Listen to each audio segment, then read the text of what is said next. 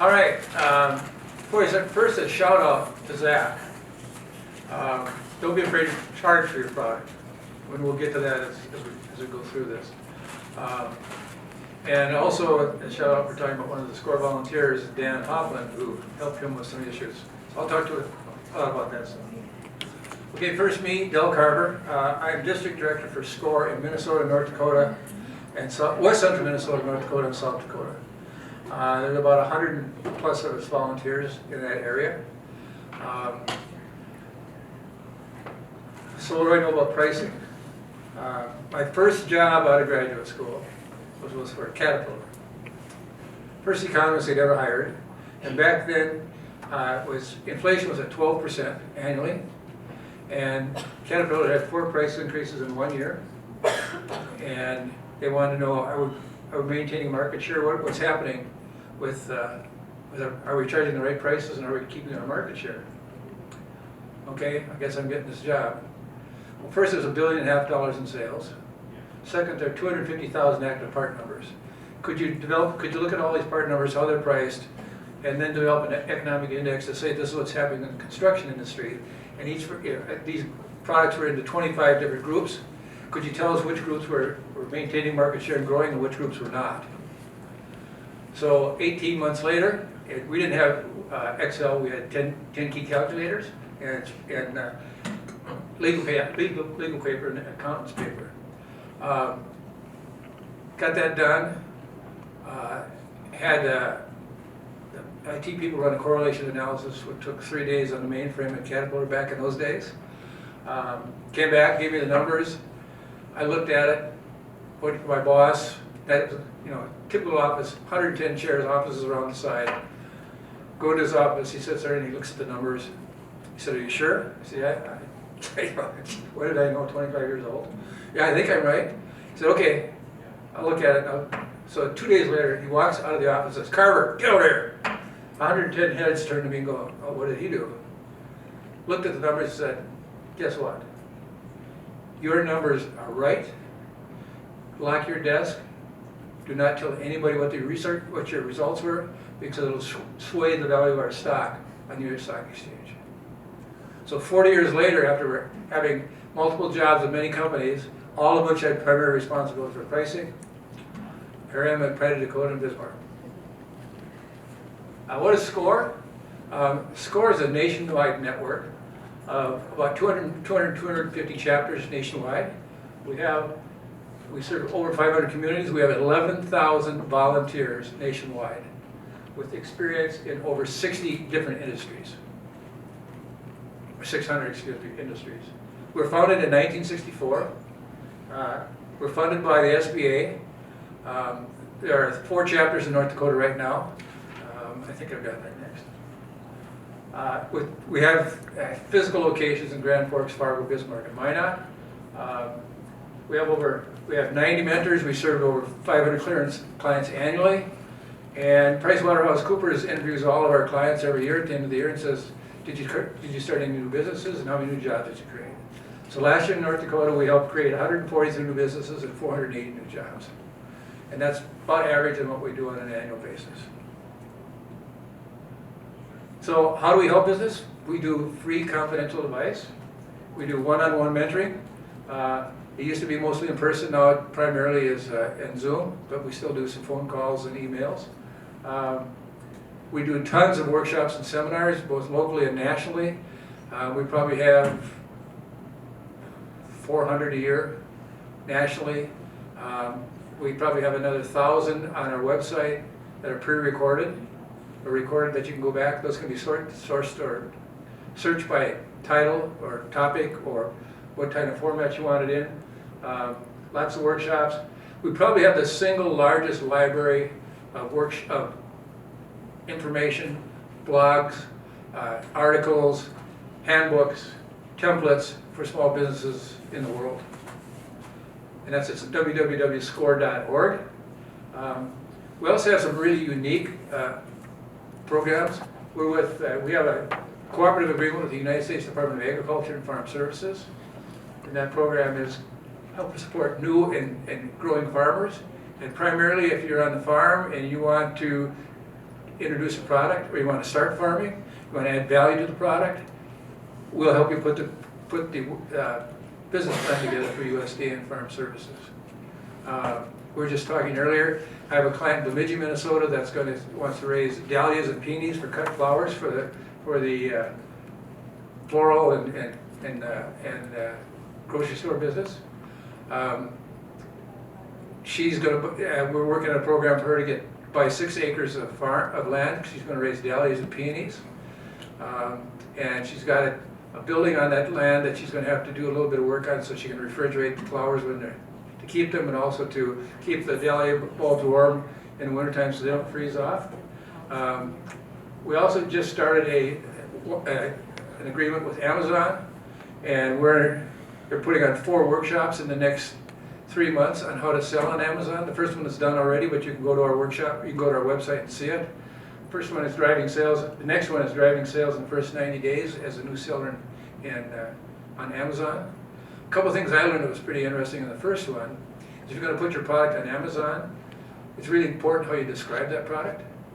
And they've got an AI app that if you key in what your product is, they'll give you like 6 or 7 suggested product descriptions to help you sell on Amazon.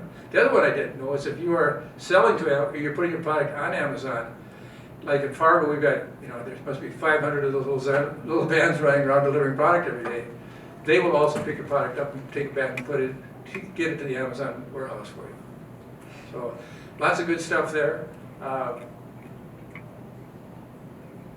So overriding all this is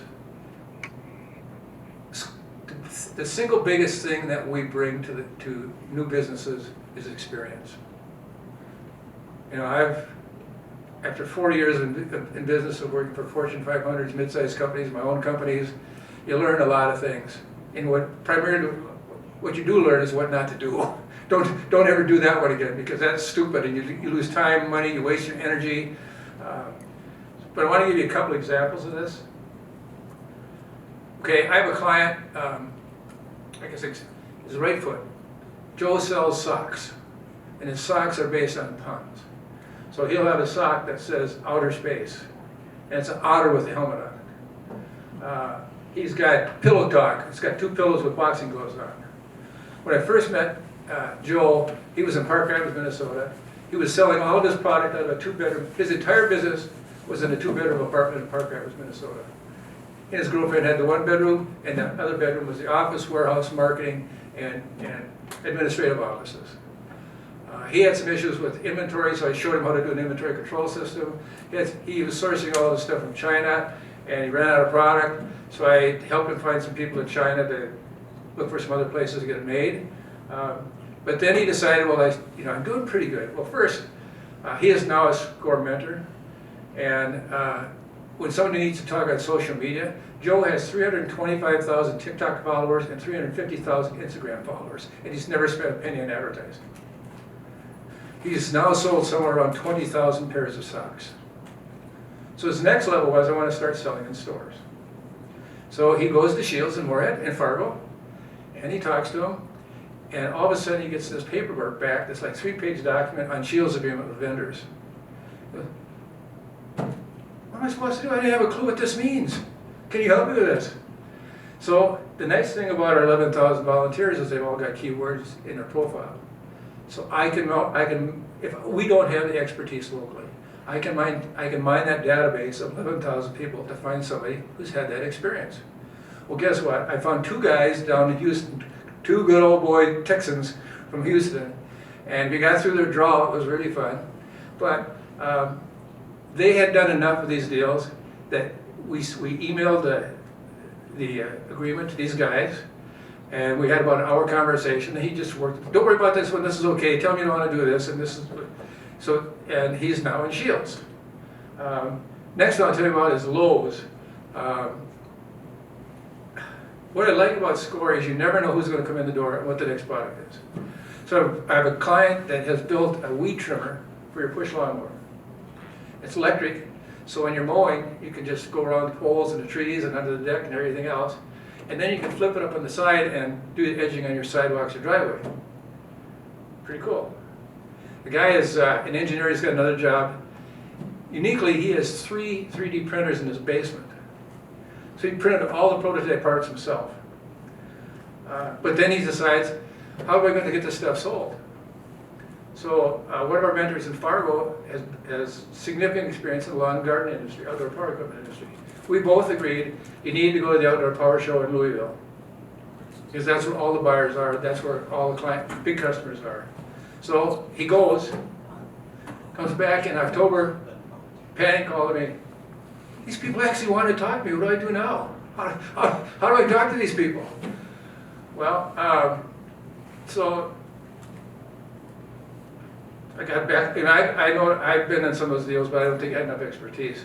So I find a guy in Detroit, outside of Detroit, he sold to all the big box stores, Lowe's, Menards, Home Depot, Walmart, Ace Hardware, and he gets on the phone.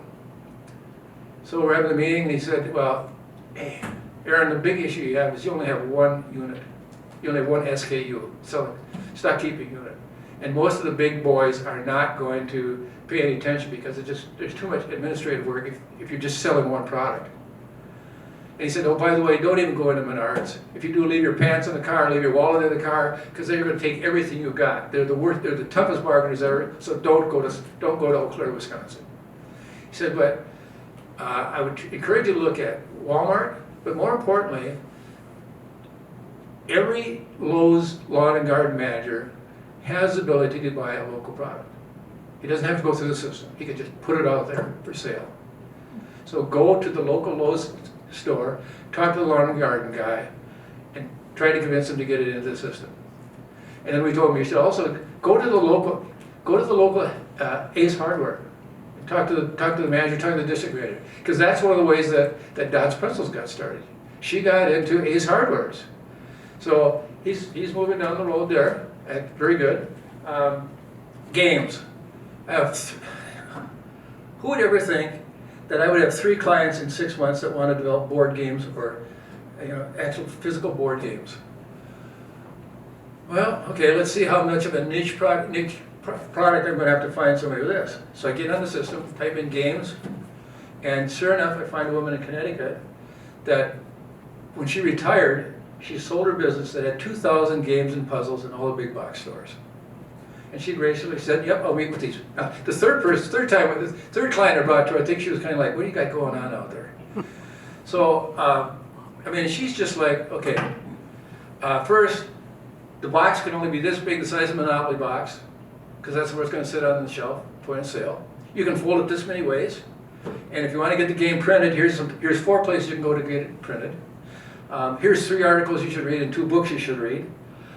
If you're going to have dice, here's a place to buy the dice. Don't get 3D pieces made. Just get pieces you can cut out on a cardboard as you're moving pieces. And here's 4 contacts that I have in the industry that might be willing to talk to you about your board game. And finally, do a 2-minute video on how to play the game so nobody has to read the instruction to figure out what your game is all about. Great. And then another shout out to Zap, Sun Butter. Dan Hoffman is one of our mentors in Fargo, and he brought Sun Butter from the start to virtually nationwide distribution.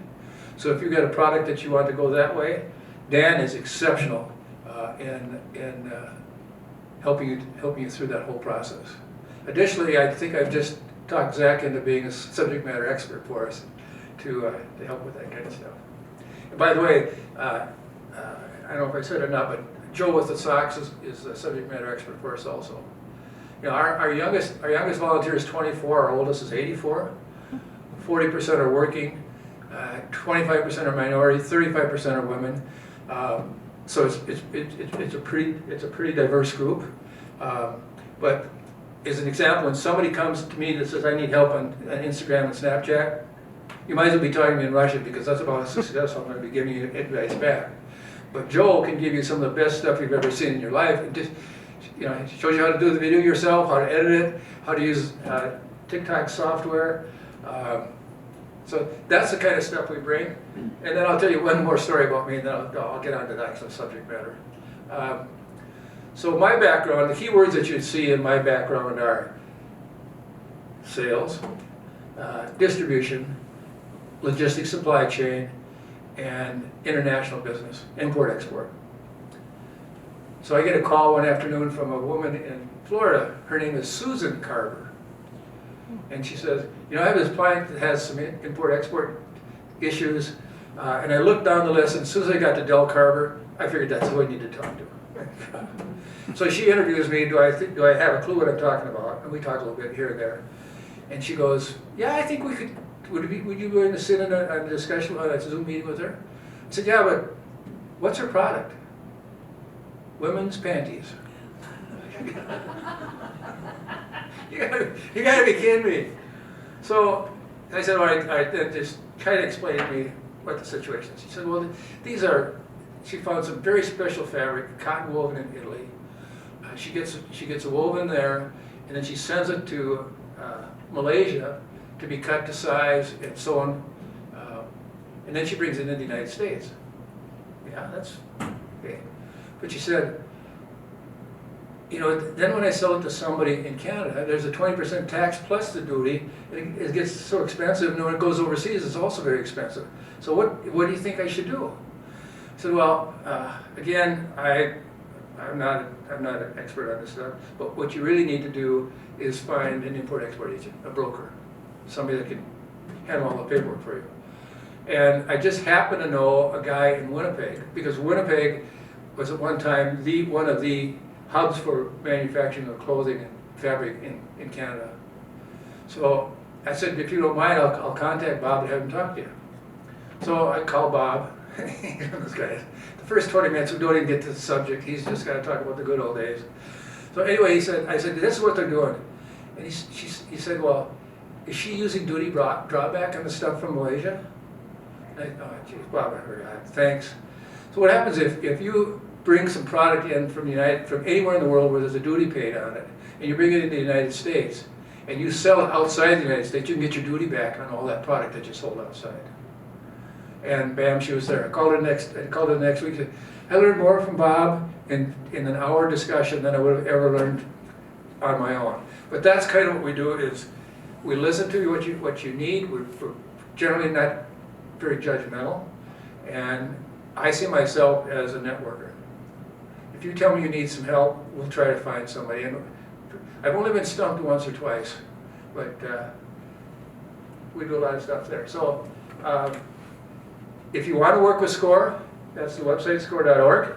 And there's just an arrow, find a mentor, you punch on that, and up will come a little form that says, give us your name, address, zip code, email address, and a brief description of the kind of help that you need. Put in yours, and it'll get into the SCORE's national system, and we'll find somebody locally to get you started. And if you've got a lot of business experience you'd like to give back, there's one over here that says volunteer. And if you'd like to volunteer to work with us, we'd love to have you on the board. Okay. All right, let's talk about pricing at last. Okay.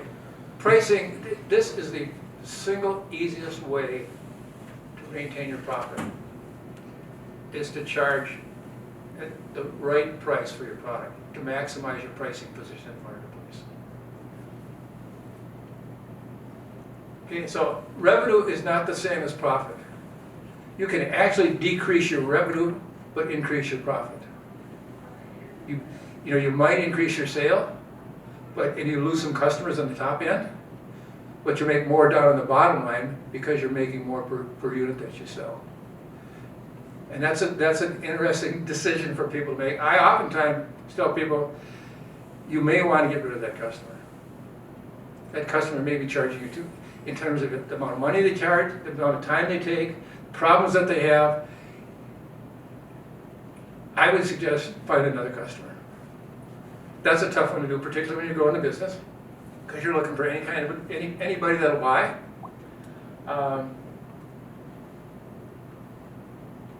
The other thing is, and we'll talk a couple times about this. When you first start, the concept is, it's revenue driven. I gotta have some money. I gotta make payroll. I gotta pay my bills. I gotta buy some groceries. So you'll chase any piece of business you can to to get some revenue. And many times, most small businesses don't charge enough for their product. And the concept is, if I charge a little less, I'll get customers right away. Problem is somebody can always dig the basement deeper than you can. If price is the way that you're going to compete in the marketplace, you better have a very significant cost advantage. Because if you don't have that cost advantage, and particularly if you've got a mean competitor that's older than you are and has more profit and more money in their back pockets than you do, they will run you out of business. So we'll talk a little bit about that. So do you have a pricing strategy? If you don't, if you do, when was the last time you looked at your pricing strategy? So let's look at some strategies. First element is cost. And many people do not take all of their costs into consideration when you start to price your product. Now obviously you've got the raw materials, you got labor, you got building rent, you got insurance, you've got marketing, branding stuff, all those, electricity, you got all those kinds of things. Make sure and there's places out there, you should have a checklist of, let's see what all these prices are. I mean, the other thing that's not a big problem with many small companies because you don't have much volume, but a lot of times companies try to sell too many products. And I mean, an example, I just met with a client in the restaurant industry the other day, and we've got a guy over at the University of Minnesota Crookston with all kinds of restaurant experience, and she's having some difficulties. He said, well, send me your P&L and send me your menu. He looks at it for about 10 minutes and goes, okay, you got 6 of these appetizers you shouldn't even have on the menu. You've got 3 of these entrees that you shouldn't have, and I would only have 1 of your desserts. Because the rest of the time is you're making 1 or 2 items, and what's your actual cost versus the stuff that you're selling lots of. So there's a function of, if you're making 100 of something, it's probably less expensive to make that than 2 of something. And even if you start to look at detail, some of your stuff might cost more just because the bill of materials is bigger. Okay, does that make sense? So I'm not going to go through all that stuff. So many people start on this cost plus. I'm going to figure out all my costs, and then I'm going to put a margin on it. I'm going to make 30%, I'm going to make 40%, I'm going to make 50%. And that's easy, so that's how we do it. I mean, the problem that you run into that is, particularly if you have more than one product, 40% might be too much on one and not enough on the other. So that's a piece. If you're going to price cost plus, you should look specifically at each product, each cost criteria, and who your competition is in all those markets. I do not recommend cost plus pricing. We'll talk about competitive pricing. This is where, okay, I know that if I start, I've got to sell competitively. Well, and generally what that tells me is you probably haven't done enough market research to know who you're competing against. Because, and I think I'll show you that. So basically in the marketplace, in academia in terms of marketing, there are 2 types of customers. There's transactional customers. They buy only on price. And I would say probably the best example of transactional customers is gasoline. If it's 2 cents later, I'm going to drive to the other side of Bismarck to save 2 cents a gallon. And you start to think about that, it costs you more than that to drive that far. And in a $10-gallon car that has 10 gallons, you went over there to save 5 cents a gallon, so you save 50 cents. But that's what drives a transactional customer. And if price is there, you may not have that same customer tomorrow because they'll look somewhere else to buy it for less money. Relational customers are those that you've established a relationship with for whatever. They like your product, they like you, they like your service, but they're not going to look elsewhere. And we'll talk about some of that value, but I mean, I laugh at the coffee market. The transactional customer goes to Holiday Station stores with his coupon and he gets his coffee for 79 cents. Meanwhile, the person that just went over to the Holiday Station stores to buy gas because it was 2 cents a gallon cheaper is in the line at one of the coffee companies, Starbucks, and there's 6 cars back there and they're paying $6 or something for a cup of coffee. That gives you kind of an idea of the difference between buy product. One time you can be a transactional customer, and the next time you can be a relationship customer. Some will do a tier volume. If you buy 5 of these, we'll give you this discount. If you buy 10 of these, or you do 100 of these, we'll give you another discount. That can work, as long as you make sure you're making money on the one, and not going so low that you're losing money on 100 of them. But a very common pricing tactic in the marketplace. Bundled, McDonald's, Hardee's, Burger King, all those guys bundle. Buy the hamburger, French fries, the soda for this price. Buy them individually, you probably pay more money. But you get, when they bundle them, you might not have bought the French fries if you were just buying them individually, but you'll buy them all if you think you're getting a good price. But speaking of which, I'm amazed you can't go through in those places for less than $10 anymore. What happened to the $2 Big Mac and all that kind of stuff? All right, upselling and cross-selling. I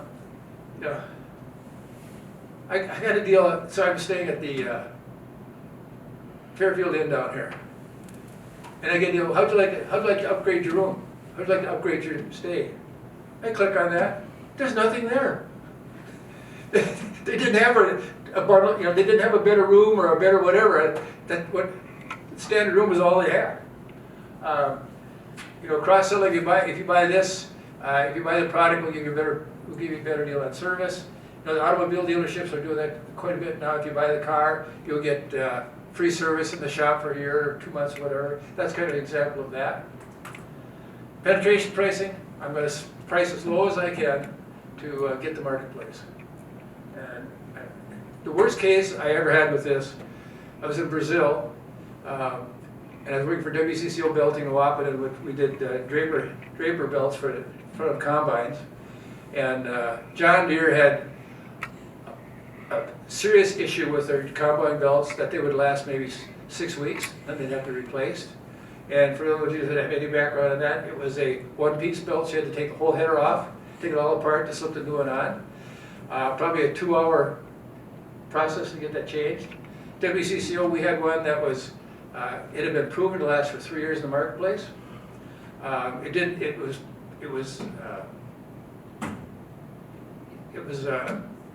had a connection, so you could just wrap it around, connect it, put the screws in and put it together. And we were competitive on pricing, and all of a sudden John Deere just said, having customers buy from us and stay with us for all products is so important that we will now give our belts away free. And that was an eye-opener. Okay, so value-based pricing has little of any relationship to cost. It better be above cost. But what it is what is your customer's perceived value of the product?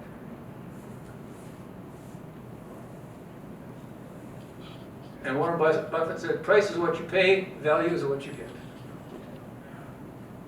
So, question is, whoever you're competing against, what's their price, what's their quality, and what's their value versus yours? And that determines if you have a value proposition or not. And most people don't spend any time looking at that. They're concerned about the price number. If your customer to tell you that your price is too high, they probably are right if you made a poor decision.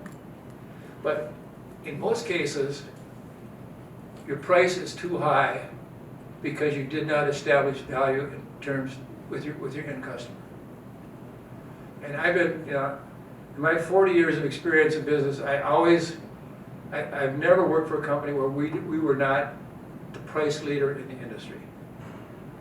But as an example, coming out of graduate school going to work for Caterpillar, there is no one in the world in the construction industry that can compete against their parts and service support.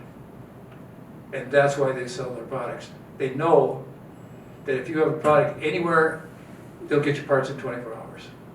They may be expensive, but you're going to get it in 24 hours.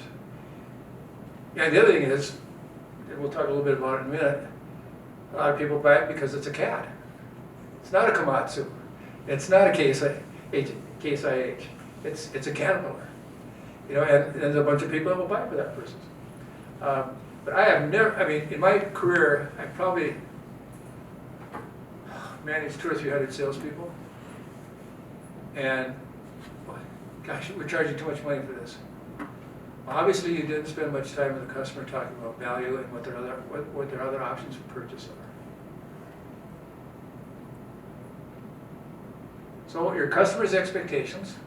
So first off, do you know what your customer is expecting when they buy this product, and what are they expecting when they buy it from you? Okay? Then what is your competitor doing? What does the competitor have to meet those expectations? And where is the customer? Are they better than you or are they worse than you? Because that's going to give you an idea of where you sit in the marketplace. So, who are your customers? What do they want? And what triggers their purchase? Zach's talking about, he went from a bottle this big for $6 to a bottle this big for 10, and he's making more money and selling more product because he figured it out. I think he also tell you that he probably figured out over time that it's, for me to get into the big stores, probably not where I should start.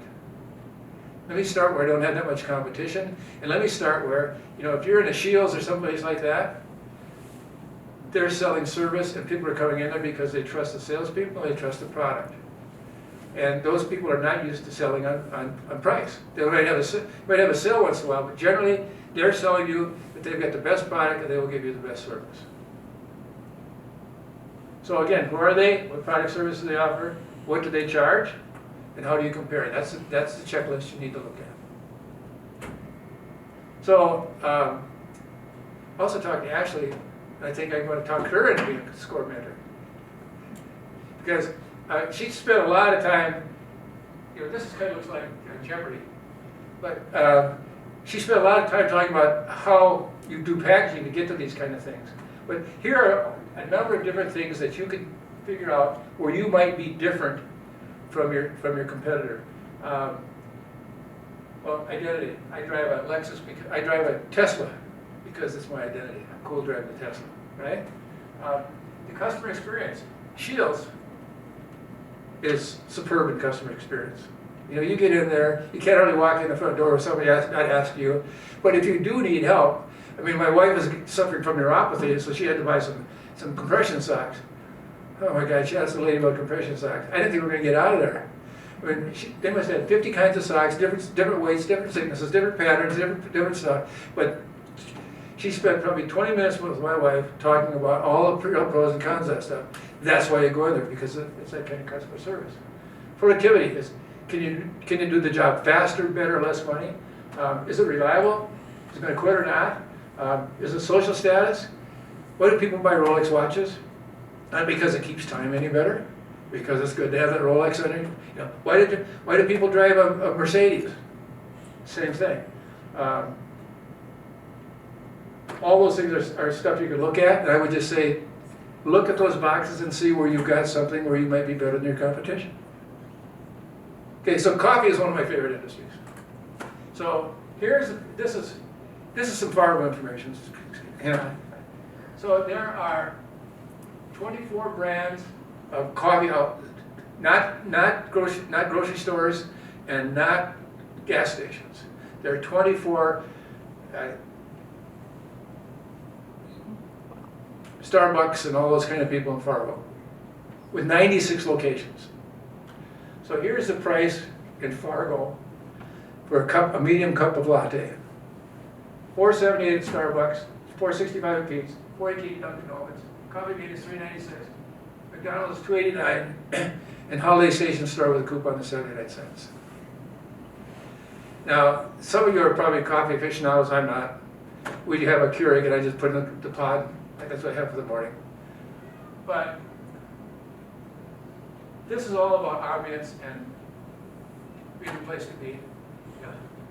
I don't know about here. Hornbachers has a Starbucks in the grocery store. When people are standing in line to get a cup of coffee while they push a cart around to get groceries, get out of my way. I'm just here to get a cup of, my wife's giving me 3 things I gotta buy. I gotta get out of this place. But, it's one of those deals, when they first started out, who in the world is gonna pay that much money for a cup of coffee? It's the experience, right? So value-based pricing sets the price of product according to customers' perceived value of that said product or price or service. And I would tell you 2 things. If you're getting lots of price complaints, you haven't established value. If you're not getting any price complaints, you're not charging enough. Now, that doesn't mean go double your price. But I've got a client that, I don't know if you're familiar with a product that are called mud pumpers. You see them in construction sites. It's a big machine where the pump goes, there's a big snorkel goes out, and you can stand on, this machine can be on the street and it'll pump concrete into the basement. Well, I have a client that's built one built in the process of patenting it, one of those that fits on the front of a skid steer. And the big truck costs $2.5 million. And if you're a contractor, they're going to charge you $1,500 just for the truck to show up. And then they charge you an hourly rate while it sits there waiting for the truck and while they pump the concrete. So Matt he's demoed it a couple times. He was down in Texas before Christmas, and he had it on the front of about an 80 horsepower skid steer, and it pumped concrete fast enough that 7 guys could not keep up with it. And by the way, 40% of all concrete moves are 20 yards or less, which is perfect for this kind of machine. So Joe said, I talked to Matt, I said, so what do you charge for this thing? We talked about cost, and he said, well, I think we should sell it for $70,000. I said, Matt, what's the payback on this thing? Well, gosh, we think it's probably 6 months. Matt, we need to have a discussion. I think you could charge $80,000 to $100,000 for that thing. But that's because it's got that much value. So it's an understanding of the market and what people need in terms of value.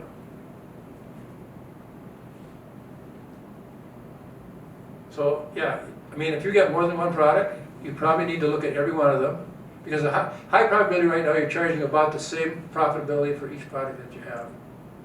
But what have you got in that product line that's unique? What have you got in that product line that's better? What have you got in that product line that people, because obviously you probably have something that people buy more of than something else. So, the option there might be the stuff that they're buying more of, you might want to charge a little more for. Stuff that they're not buying very much of, you might be charging too much for. So, thoughts to look at your product line. So segment your pricing to secure that customers all feel they're getting great value. So interesting number, McKinsey & Company studied the global 1,200 companies and found that if they raise their price by 1%, demand remains constant, profit would go up by 11%, but just with a 1% price increase.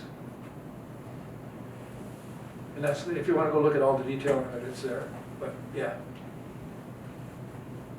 So train yourself and your team to sell value, not the price. And I think one of the things where I'll use one of my favorite examples, Menards. Anybody shop here at Menards? So when you go to Menards, how many times do you go there and the person doesn't even know what you're looking for? Almost all the time. So on top of that, how is that person going to, if you're priced $5 higher than somebody else, how's that person going to tell that client, that customer, that they should buy yours and not the other companies? So I think at some point in time, that's probably why I say shy away from the big boys, the big box stores, because they don't have anybody that knows how to sell. Now I know, like at Shields, that lady knows how to sell because she spent that much time with my wife just talking about socks.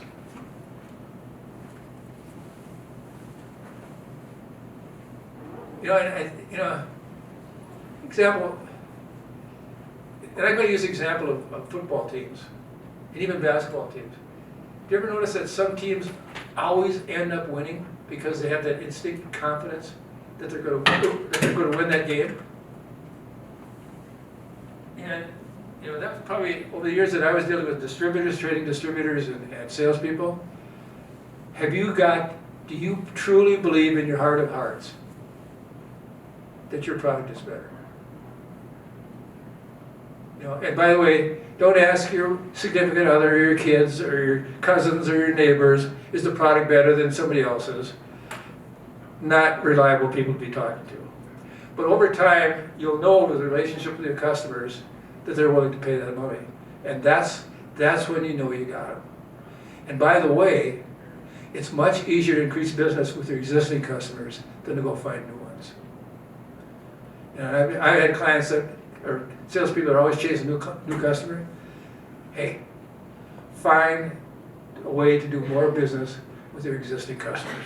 Talk to them about what else can we sell you? What else do you like? Would you like this at a different size? Would you like this at a different quantity? Would you like it flavored? Would you like different colors? What would you like? And that's the way to expand your product line and increase with your existing product, with your existing customers. Because new customers are very expensive. And it takes a lot, you don't build that relationship up with two purchases.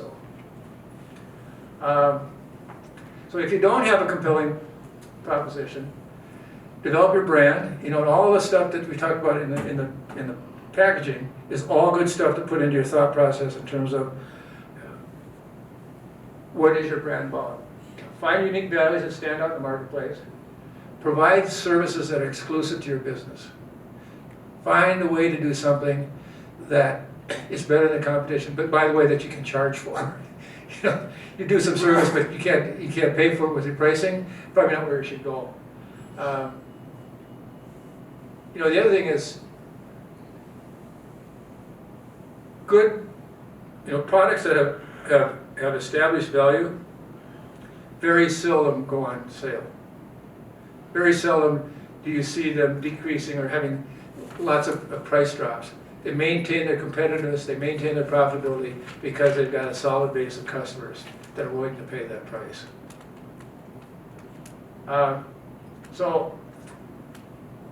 If you don't have the value proposition, then you have to compete on price. And all I can tell you is how low can you go? Because that's where you're going to end up. Someone will always beat you on price. Always beat you on price. So you should avoid competing on lowest prices. Try to include value-based, cost-plus, competitive pricing. Try not to get in the price war, because that you might have a short-term advantage, but long-term your customers are going to say, "How many?" It's easy to decrease prices. It's extremely difficult to increase prices, particularly after you've been down that tunnel of selling prices competitively for a long period of time. So the last thing I talk about is the other thing you should think about is where is your business in terms of the product life cycle. And typically, if you're marketing 101, you go through a number of stages. And in the introduction, product development, at introduction stage, you're probably not making any money. But it's really exciting because you've got the first adopters. These are people that buy the first thing of everything, regardless of what's happening. And I would tell you right now, I think the electrical vehicle, the automotive EV industry has gone through that. It was cool to buy these electric cars, regardless of the price. The government's giving you some rebates. But now it's like, do you know how much tires cost? Do you know that you only get a third of the life of a tire with electric vehicles because they're heavier and they have better traction, and you burn the tires up faster? Oh, by the way, if you have to replace the battery, it may be more than the real price of your car. And oh my goodness, Ford's got an F-150 pickup. Have you ever seen what happens to the battery life when you pull an Airstream trailer behind it? So now people are now, and oh, by the way, the president of Ford Motor Company decided that he would do this grand tour of showing how good electric vehicles were. So he had an F-150 pickup, and he was going to drive it from San Francisco to Las Vegas. He ran out of charge somewhere in rural California. Took 8 hours to charge the truck because he didn't have a proper charging station. And last but not least, if you had any experience with batteries at all, what happens to them in North Dakota when it's 20 below zero? There's a scale that just says this is what happens. I don't care whose battery it is, there's a half-life of batteries when it gets to 20 below zero. So that's kind of, I think, where the electric vehicle business is right now. They've got it here, but there's no profit in it. And all of a sudden you're seeing these the big three, and the Europeans and the Japanese backtracking on how many EVs that are going to sell and how many they're going to produce. So you got to know kind of where you are. As you grow, you get here and it gets very profitable. Then at the end, you get in the mature cycle. So this is iPhone sales, actual unit sales for Apple. They're making more money. They're selling, the revenue is higher, but they're selling less iPhones than they've ever sold before because it's the end of the life cycle. And if you look at cell phone service right now, I was an early adopter for cell phones. Bag, there was a tower in Fargo, and then there was one in Minneapolis. And if you wanted to call somebody, you dialed the Fargo tower, and I would call my partner who was in Indiana, and you'd get the Indianapolis tower. There would be a connection. So you'd get charged for that. And then you could, once you got a dial tone there, you could call my partner. We got another charge for that, and it was like $3 a minute while you were talking. So that's the beginning of the product life cycle. So and it was actually negative. So something that cost $50 in 1997 in terms of cell phone service, in 2023 was $23.92. So it's actually a deflationary period. Now, if you combine the cell phone industry with the phone industry, the actual phone business itself. So what are they giving you now if you change to AT&T or Verizon? An Apple whatever, a pad, $20 a month, 3 lines, and no contract. That tells you it's probably not a good time to be in the cell phone business. The infrastructure is there, but it's not. I think one more here. I don't know about this area. 5 years ago, there was like 3 places in Fargo to get your car washed, and some guru talked to everybody. They must have talked to every person individually, because all of a sudden now we have like 20 car washes in Fargo, Moorhead. Some across the street from each other. Probably not the time to be in the car wash business right now. I mean, now I'm talking to Paul Smith at the SBDC in Fargo.